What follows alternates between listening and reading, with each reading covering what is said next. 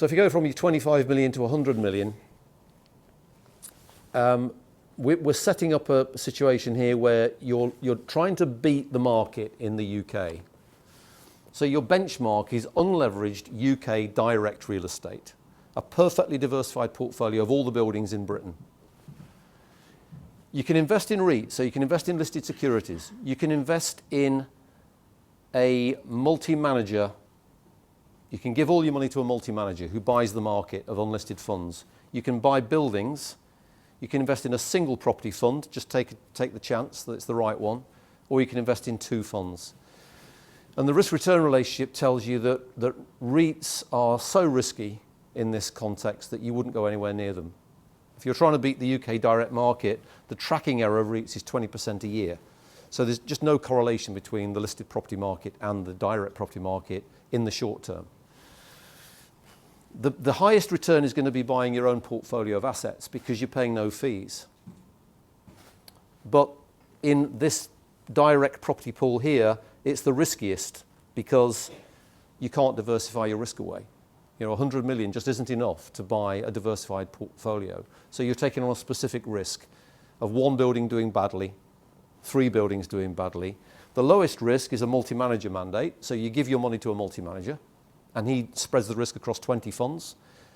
Each of the 20 funds invests in 20 buildings. You've got access to 400 buildings. But he's charging you a fee on top of the fees that the fund managers are charging. So you've got 2 layers of fees. That knocks your returns backwards this way and takes about 1% off your return. If you invest in one fund, you can save fees, but you're still paying a fee to the fund manager and so on.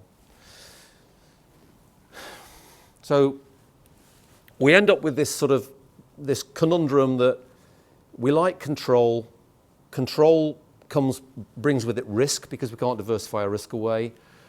If we give our money to a multi-manager, it's going to knock our return because we're paying 2 sets of fees. And REITs are really a different animal from real estate. So you are very wise to think that's not the answer. Now we end up with these sorts of these questions. Well, Yolanda used to work, and I'm sure you contributed to this number, Yolanda, didn't you? The 228? Yeah. You invented it. It's a massively powerful number, this. If you believe that estimate, and it's as good an estimate as I've ever seen anywhere, the world's property is worth $228 trillion. The value of all the gold ever mined in the world is $7.5 trillion.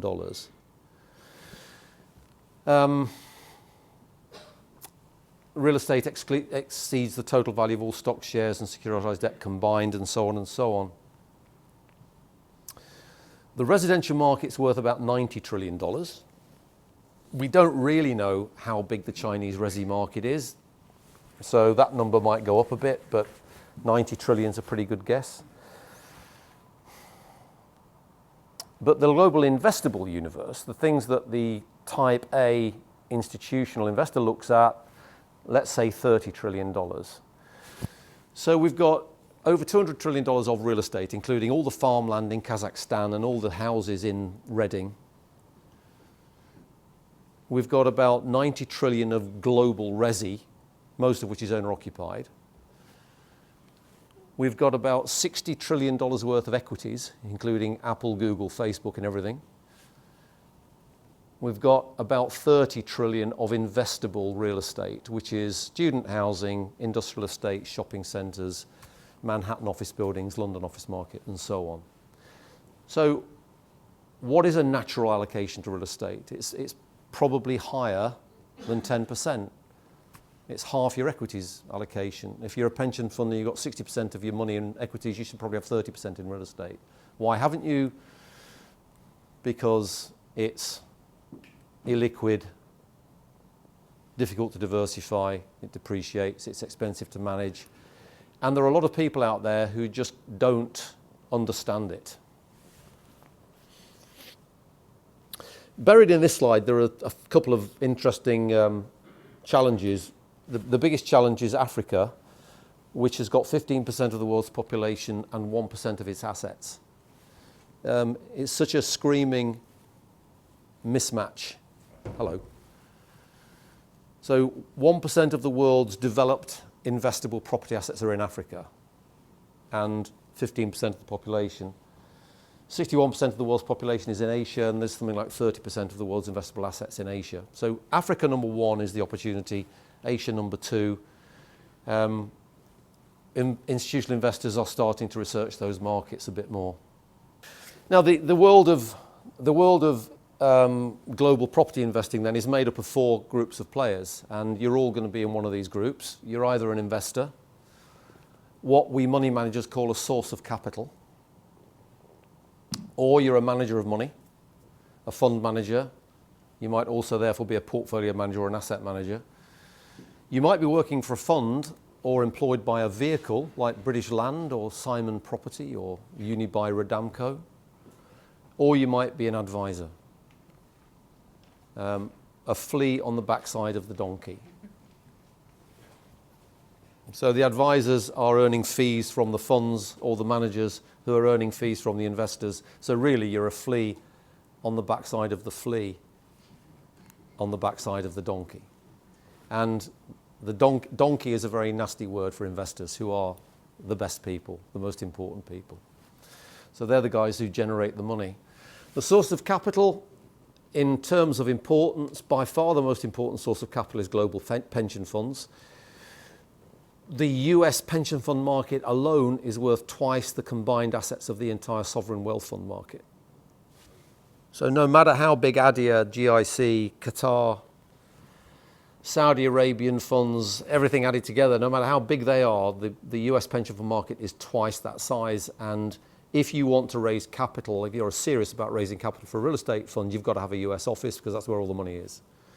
And therefore, it's no accident that fund management company after fund management company gets sold to an American business, because that's where all the money is. And their distribution arms are dominant. Insurance companies used to be big in real estate, went very quiet, started to come back a little bit. Investment banks used to be big in real estate, aren't anymore. Morgan Stanley and Goldman Sachs killed themselves in the global financial crisis. Endowments and charities, pretty important in the US. So Harvard has got 30 billion of assets, of which 20% are in real estate. So it's got a 6 billion real estate portfolio, largely type B. And then finally, the increasingly important area of family offices and high net worth investors, who didn't exist when I first wrote this slide. You know, this slide was first put together in 1988 or something, and that wasn't a category. You know, we just didn't have family offices. So that the rise of private wealth has been one of the big stories of the last 30 years. And it's a good thing in some ways, and it's a bad thing in some ways. It's a bad thing because high net worth investors tend to want to have control. They don't like paying fees. They're secretive and all those things. The top 15 global investors are obviously institutional. If there is a high net worth individual who's in the world's top 15, he's not going to tell me about it, is he? Or she? So there may be one, but I've not found them. The biggest investment house in the world is the Japanese government pension fund. And where we're heading with all this is I'm going to ask you what is the right strategy for the Japanese government, which has just decided that it's going to put 5% of its money into property, which is about 50 billion. So what would they do? Would they buy REITs? Would they buy buildings? Would they appoint a fund manager? Would they invest in funds? What would they do? That's where we're heading. Notice that the investors are a mix of government funds, meaning sovereign wealth funds or long-term pension funds, and life insurance companies. Notice also that there are 2 or 3 Asian investors in there, one from China, one from Korea. Sorry, 2 from China, 1 from Korea. And it's a pretty diversified global spread of investors. They're from pretty much everywhere: Europe, US, Middle East, Asia. And GPIF started to cause ripples about 3 years ago by announcing that it's going through an investment allocation process. This news story says any fund manager should watch this process, particularly those involved in alternative assets such as real estate. It's inevitable that Japanese institutions will move into global real estate. The typical Japanese institutional portfolio until about 2 years ago was 100% Japanese bonds. And Japanese bonds are currently earning about 0.8%. So God knows why it took them so long to think that maybe they should be diversifying out of Japanese bonds. Now remember that the money is diversified, so the money is all over the world, but the managers are not. You know, the global managers, the people that institutions give their money to, are massively concentrated in Europe and the US. So the biggest investment manager in real estate is Blackstone. It's got about $160 billion of assets under management. Brookfield, pretty similar. Prudential of America, including a lot of debt, you know, a lot of lending. Hines of the US, Nuveen, which is a US insurance business and a UK-based property investment business, and then CBRE Global Investors. So all of those are US origin, then a couple of 2 or 3 Europeans, all largely bank-based or insurance-based with the exception of CBRE GI. Now I'm going to talk about CBRE GI for a little while because they're relevant to the story, and I do have a connection with CBRE GI. I sold my business to them several years ago, and I still sit on one of their investment committees. And they're interesting. They're very interesting because 10 years ago, it would have been inconceivable that a real estate advisory firm would be a top 10 property fund manager. So, I mean, if you wanted to sell CBRE GI to the Japanese government pension fund, what would you say is good about CBRE GI? And if you were competing with them, what would you say is bad about them? Good they have access to the market, and it's bad that they have access to the market because they're going to be talking up their own book. Okay, access to the market, talking up their own book. Keep going. They're not specialists, so are they? So that's what's bad about them. They're not specialists. No. In other words, they're not particularly good at student housing or China or... Okay. They're known for brokerage, they're not specialists. So Okay. But they've got a lot of property professionals, they've got a good network. Yeah. Any more? Good or bad? Conflicts of interest. Specifically, where does the conflict of interest bite? Purchase of the asset. Purchase of the asset. So CBRE as a group makes most of its money from broking, from selling buildings in particular. So if you're a pension fund and you're going to give CBRE 50 billion or 5 billion or $1 billion, what's to stop them simply selling the buildings more regularly than they should, harvesting the fees, lining their own pocket? Okay. So, I mean, the result of that is that they have to manage that conflict of interest somehow. So they will instruct Jones Lang LaSalle occasionally to sell a building. They will be in a different building from the brokers. And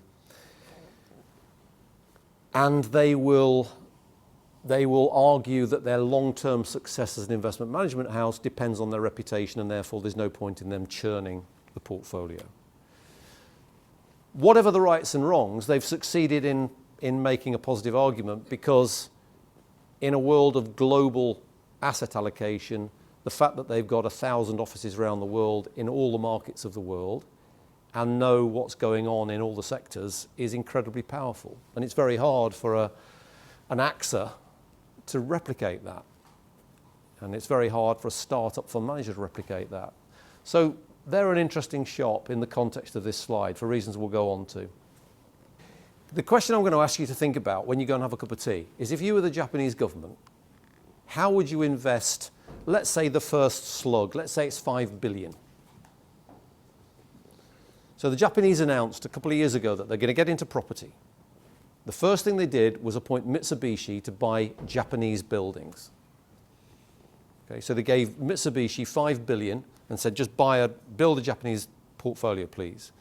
And the second mandate they announced was for global non-Japanese real estate, another 5 billion. So the two questions are, what would you do with that 5 billion? What's your strategy? And secondly, how would you execute that strategy? A business question. So that's where we're heading.